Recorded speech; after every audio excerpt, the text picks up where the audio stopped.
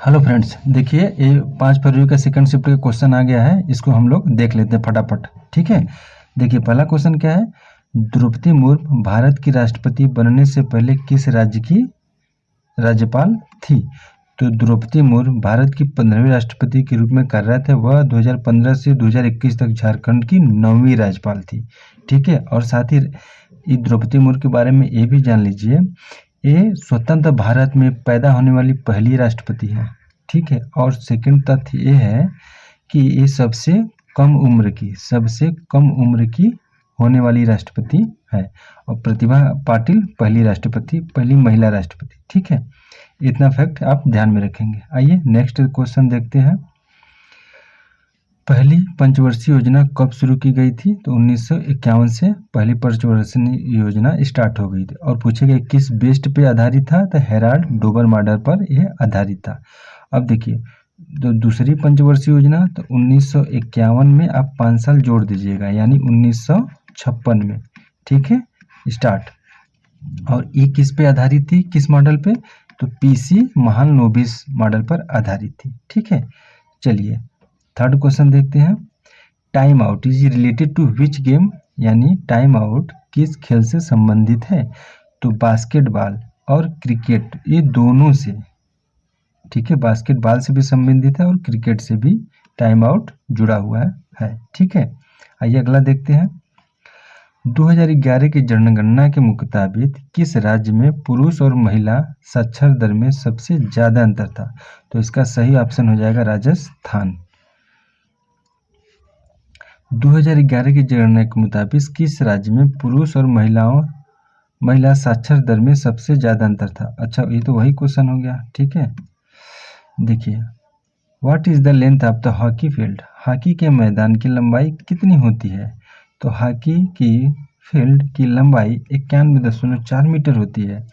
Hockey की field की चौड़ाई जो है 55 मीटर होती है। ठीक है, देखिए सबसे भी क्वेश्चन पूछने लगा। ये सब क्वेश्चन कौन करेगा, कौन याद करकेगा वो सब क्वेश्चन? ठीक है, एसएससी है, पटांग कुछ भी क्वेश्चन पूछ सकता है। स्नेल के नियम को और क्या कहा जाता है? तो स्नेल के नियम को देखिए, डिस्कवर्ड बाय द विलबोर्ड स्नेल इन 1621। हिंदी में पढ़ते हैं, अंग्रेजी नहीं ज़्यादा बनते हम लोग। 1621 ईस्वी में विलेबोर्ड स्नेल द्वारा खोजे गए अपवर्तन के नियम को स्नेल का नियम भी कहा जाता है। अभी अपवर्तन का नियम क्या होता है आपको पता होगा। अपवर्तन का नियम, जैसे कोई पानी भरा हुआ है, ठीक है, ये कोई तालाब है या बर्तन ले लीजिए, पानी भरा है। जब प्रकाश की किरण इसमें से गुजरती है तो जो प्रकाश सघन माध्यम से, अगर प्रकाश विरल माध्यम से सघन माध्यम की याद होती है, तो जैसे अभिलंब है तो ये इन्हांस क्रॉस होने के बजाय थोड़ा सा अभिलंब की ओर झुक जाती है। इसी को कहते हैं अपवर्तन का नियम।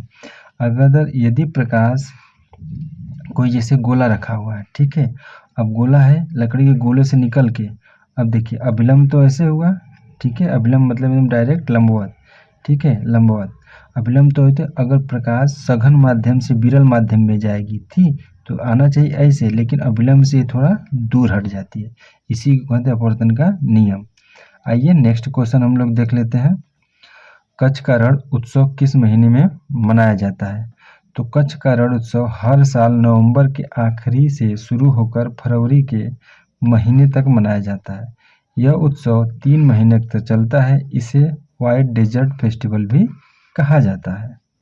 ठीक है, कृष्णा नदी के किनारे कौन सा नृत्य किया जाता है?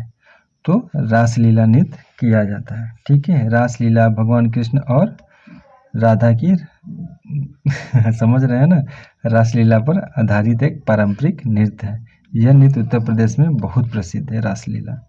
ठीक है, आइए अगला क्वेश्चन देखते हैं।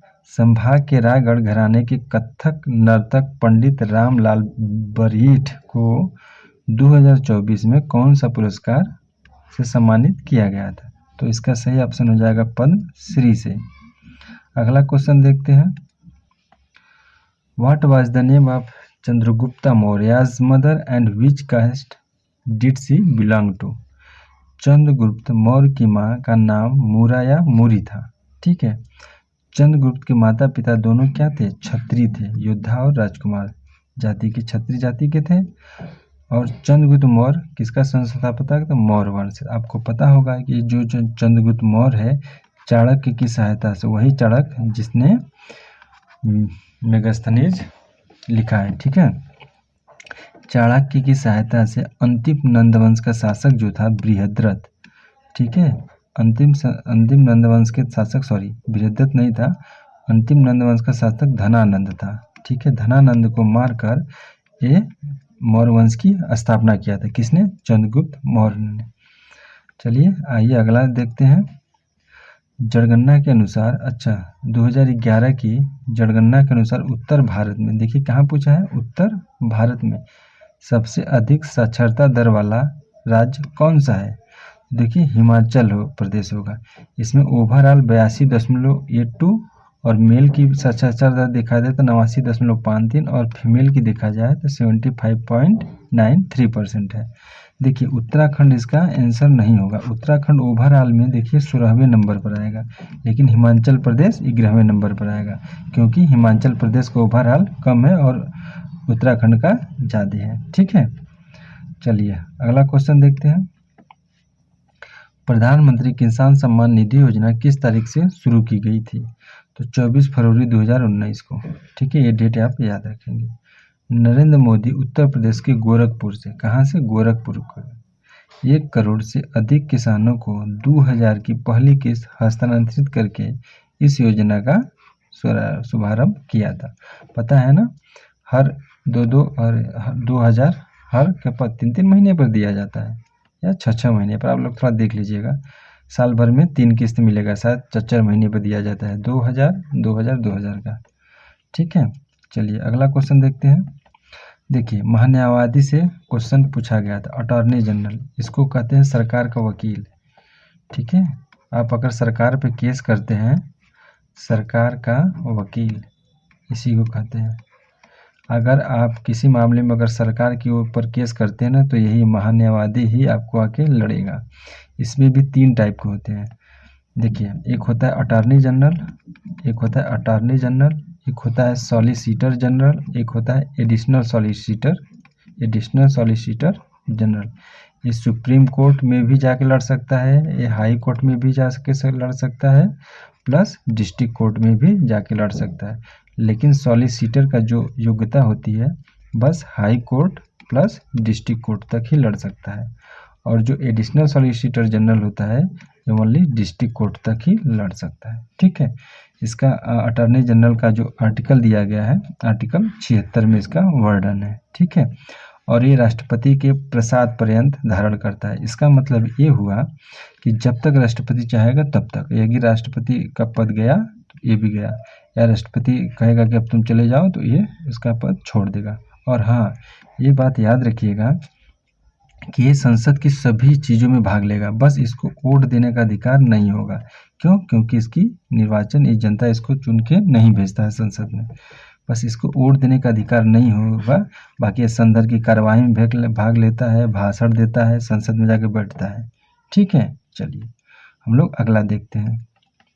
नास्तिक शब्द का विलोम शब्द क्या होता है? तो आस्तिक होता है। देखिए एक मैथ का क्वेश्चन है, 2 संख्याओं का मसा 2 है और लसा 24, यदि एक संख्या 6 है तो दूसरी संख्या क्या होगी? तो आपको पता होगा, हम लोग जानते हैं पहली संख्या गुणे दूसरी संख्या बराबर मसा गुणे लसा। पहली संख्या देखिए मसा कितना दिया है, 2 संख्याओं का मसा कितना दिया है, 2 दिया है, और लसा कितना दिया है, 24 दिया है। पहली संख्या 6 दिया है तो हमको दूसरी पूछ रहा है, ठीक है। तो कुछ नहीं करना, 6 कम 6, 6 चौका 24, तो दूसरी संख्या कितनी हो जाएगी? इसका दूसरी संख्या हो जाएगी 8, ये आपका आंसर हो जाएगा, ठीक है। चलिए अगला क्वेश्चन देखते हैं। परलोक शब्द का विलोम शब्द इहलोक होता है, इसको देखिए याद रखिएगा। परलोक शब्द का विलोम क्या? इहलोक होगा, ठीक है। चलिए देखिए क्वेश्चन इसमें क्या था, जिन शब्द सार्थक और निरर्थक शब्द से पूछा गया था। क्वेश्चन क्या था? सार्थक शब्द से और निरर्थक शब्द से क्वेश्चन पूछा गया था। देखिए जिन शब्दों का निश्चित अर्थ का पता चले उन्हें क्या करते हैं? सार्थक शब्द कहते हैं। जैसे घर हो गया, पता चल रहा ना क्या बोल रहा है, पेड़ हो गया, फूल हो गया, पानी हो गया, सबका मीन्स हमको पता चल रहा है क्या कह रहा है। लेकिन जिन शब्दों से कोई अर्थ नहीं निकलता उन्हें हम लोग निरर्थक, जिसका कोई अर्थ ना हो, जैसे अरे, ओहो, वाह, नीपा, ये सब कोई अर्थ निकल रहा है नहीं, तो क्या हो जाएगा, निरर्थक शब्द हो जाएगा। ठीक है, ये हो जाएगा निरर्थक शब्द। चलिए अगला क्वेश्चन देखते हैं। देखिए